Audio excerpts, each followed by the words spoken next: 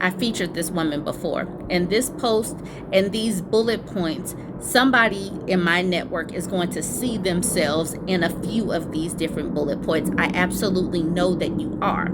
She says, I'm a psychologist. I've been training high-performing women for 20 years, and I'll tell you in 2 minutes, here are 10 brutal truths about what holds high-performing women back and how it's rooted in trauma and patriarchy.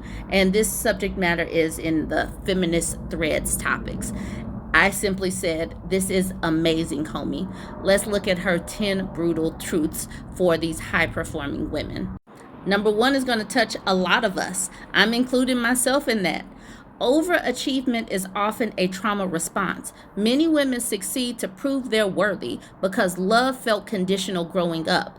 Also, to prove that we're worthy of getting good things, especially growing up. If you were Black, you knew you had to do things 2 to 3 times better than the most mediocre white person. You knew this, and it's rooted in sexism and racism. I know that this one touches a lot of y'all. I know that you got that extra degree for a reason. I know that you went out and started a business because of a trauma response. Overachievement is often a trauma response. How many see yourself in number 1? Off the bat, she's coming out swinging.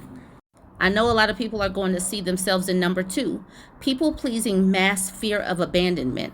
Girls are taught to be nice, not honest. This is the reason why women act the way we do, the reason why we don't have boundaries, the reason why we keep on doing and doing and doing for others. And this is the reason why I keep talking about having to detach the parasites, because so many of us are willing to do and do and do for other people without having boundaries because of these people-pleasing tendencies.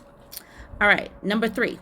Perfectionism is internalized patriarchy. You were conditioned to believe you must be flawless to be worthy of power. This is the reason why respectability politics is a thing. This is the reason why you have to be a perfect victim in order to get justice. This is the reason why people go above and beyond, because we were conditioned to believe that. And if we don't get it right, this is the reason why a lot of us beat up on ourselves. This woman is truly, like I said, she's hitting on a lot of the topics. Self-silencing is learned early. Girls get praised for being quiet and agreeable. The whole seen, not heard thing that gets put on children, it gets put on women as well. This is the reason why men talk about the peace and quiet that they want, and women internalize it. This is the reason why some women have bad posture and slump their shoulders and try to get small, because they don't want to be seen, because sometimes we're seen as too loud, or just our existence is too much. Number 5. Imposter syndrome is gaslighting in disguise. It's not personal. It's how women respond to being underestimated. We are not supposed to succeed. This is the reason why there is such a pushback on DEI, because men are the ones that are supposed to be successful. Women are supposed to be in the background and be quiet and, just support a man. We're not supposed to be up front. And so when we are succeeding, because we are creative, we are smart, we're all of these things, we are shocked because the achievement and successes, that's supposedly a masculine trait. Woo, I know number 6 is going to touch somebody.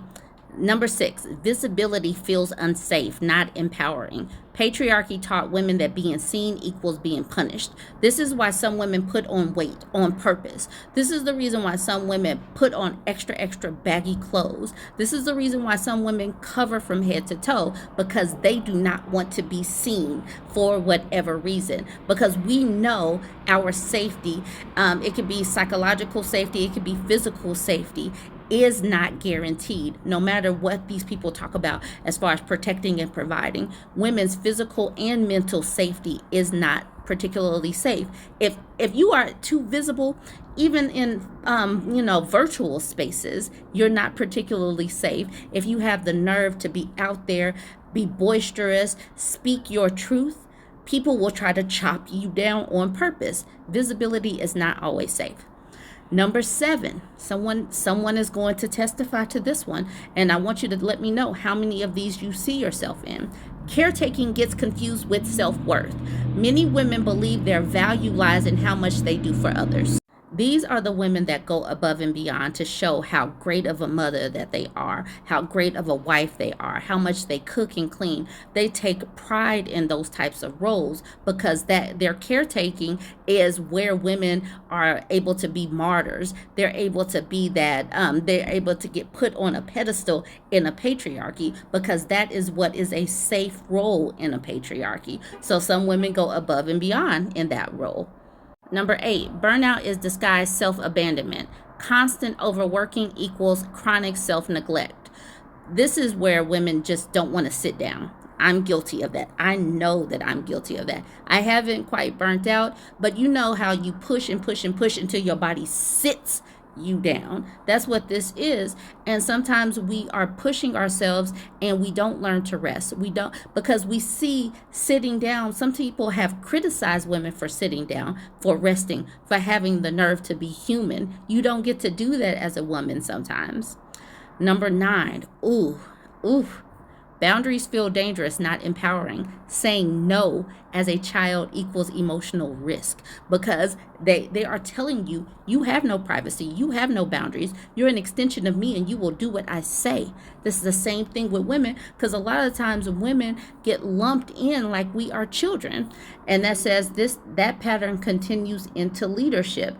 It continues into the workforce. It continues into many aspects. This is one of the reasons why I continue to talk about boundaries because boundaries are not taught. They are pushed out of us. We get negative reinforcement if a woman or a child has boundaries.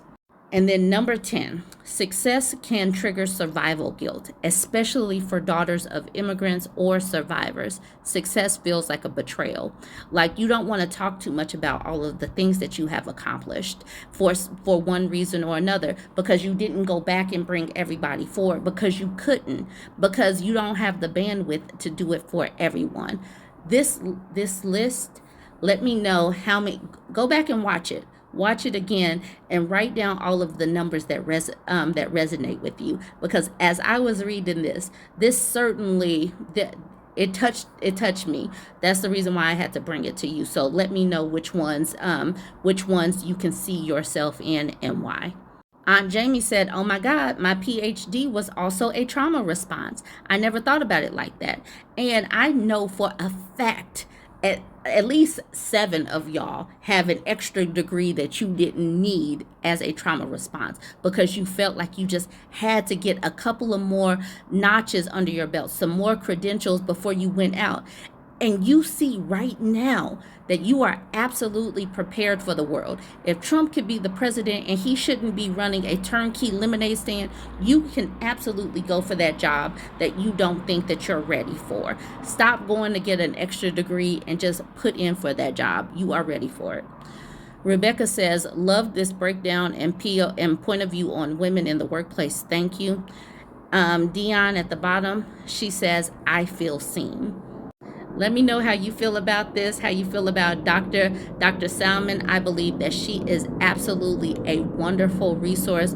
Go ahead and follow her over on Threads. Join the conversation. Let me know what you think. Don't forget to like, comment, and share.